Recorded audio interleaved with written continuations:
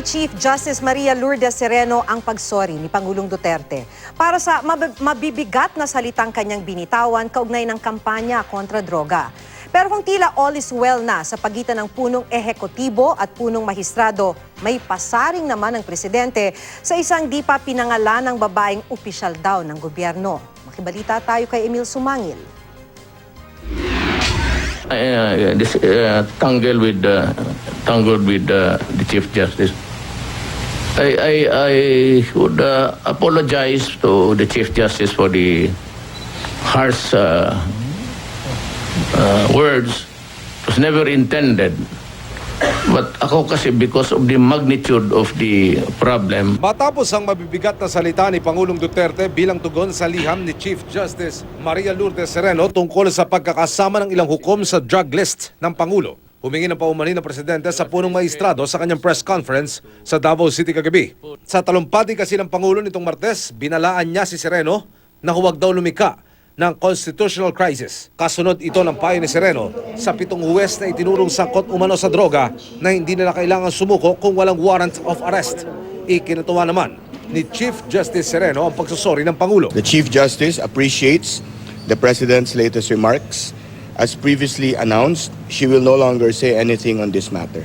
Pero kung sa Chief Justice ay nagsorry siya, nagpasaring naman ang Pangulo sa isang babaeng opisyal na di niya pinangalanan. One day soon, I will bitawan ko yan in public.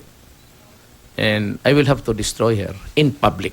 That's the riddle there. Hintay lang kayo.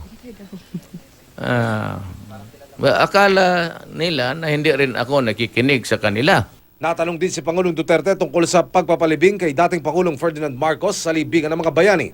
Git ang Pangulo, hindi naman daw ang pagiging bayani ang batayan niya sa paghihimlay kay Marcos sa libingan ng mga bayani, kundi raw ang pagiging dating Pangulo nito na ayon din anya ito sa batas. Kung ginusto nila, and they were already in power at the time, itong mga yelo, dapat nagpasa sila ng batas na hindi pwedeng ilibing si Marcos when the guy was already in Guam in exile.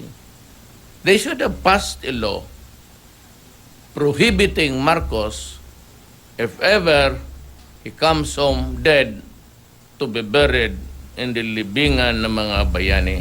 I am a president and I have shown my duty to follow the law, not to follow the sentiments of the political side.